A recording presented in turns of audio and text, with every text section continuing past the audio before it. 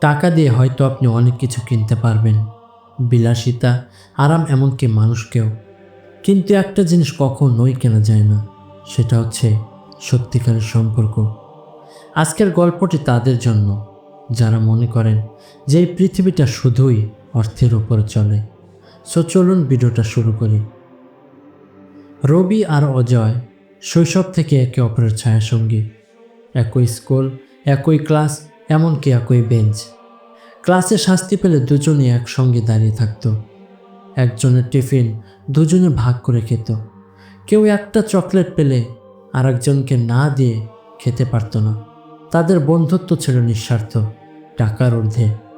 কিন্তু সময়ের স্রোতে অনেক কিছুই বদলে যায়, যা আপনারা ভিডিওটি সম্পূর্ণ দেখলেই বুঝতে পারবেন। অজয়ের বাবা ছিলেন একজন বড় ব্যবসায়ী। অজয়ের জীবনে কখনো টাকার অভাব ছিল না।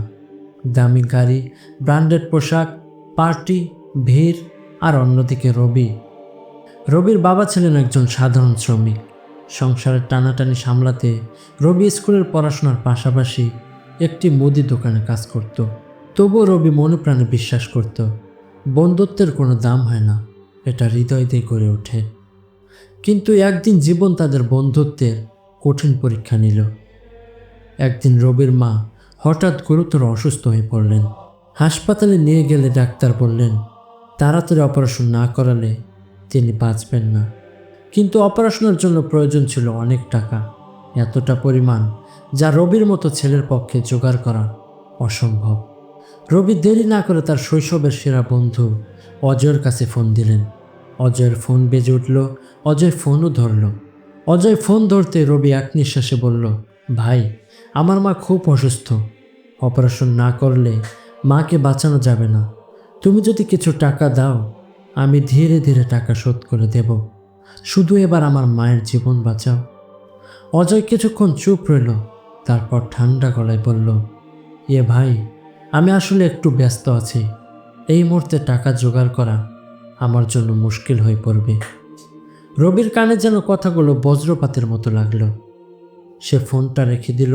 তার চোখ দিয়ে গড়িয়ে পড়ল এক ফোঁটা নীরব পানি। রবি হাসপাতালের বেঞ্চে চুপচাপ বসেছিল। মাথার মধ্যে ঘুরপাক খাচ্ছিল একটাই প্রশ্ন, বন্ধুত্ব কি তাহলে শুধুই স্বার্থের খেলা? ঠিক তখনই তার আরেক শৈশবের বন্ধু বিজয় সেখানে এলো। বিজয় এক চায়ের দোকানে কাজ করত। সে রবির দুঃখী মুখ দেখে জিজ্ঞেস করলো, কি হয়েছে ভাই? রবি চোখের জল আটকাতে পারল না, সব কিছু খুলে বলল। কথাগুলো বিজয় শোনার পর এক মুহূর্ত দেরি না করে বিজয় নিজের জমানো টাকা থেকে 5,000 টাকা বের করে দিল আর বলল, ভাই, এটা খুব বেশি না, কিন্তু আশা করি এই টাকাগুলো তোমার অনেক কাজে লাগবে। তারপর রবি দৌড়ে গিয়ে নিজের বসের কাছ থেকে আগাম টাকা চাইল। ছোটোখাটো জিনিস বিক্রি করে ধার নিয়ে 30,000 টাকা জোগাড় করলো। রবি বিশ্বাস করতে পারছিল না। অর্থের পাহাড়ে থাকা অজয় যখন পিছিয়ে গেল, তখন সামান্য আয়ের বিজয় নিজের সঞ্চয় থেকে সাহায্যের হাত বাড়ালো। রবি সেই টাকা নিয়ে দেরি না করে মায়ের অপারেশন করালো। অবশেষে তার মা বেঁচে গেলেন এবং তার মা সম্পূর্ণ সুস্থ হয়ে উঠলেন। মা সুস্থ হয়ে বাড়ি ফেরার পর রবি প্রথমে যা করলো তা সত্যিই হৃদয়স্পর্শী।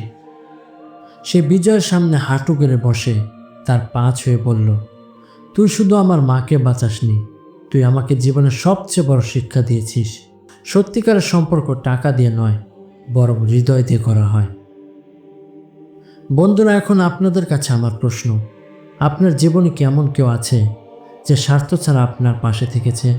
যদি থেকে থাকে তাহলে সত্যিকারের সেই বন্ধুকে কখনো হারাতে দিবেন না, এবং তার নাম অবশ্যই কমেন্টে লিখে যাবেন।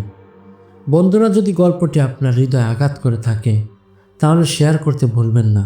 হয়তো কেউ এই গল্প থেকে নতুন কিছু শিখতে পারবে। ধন্যবাদ।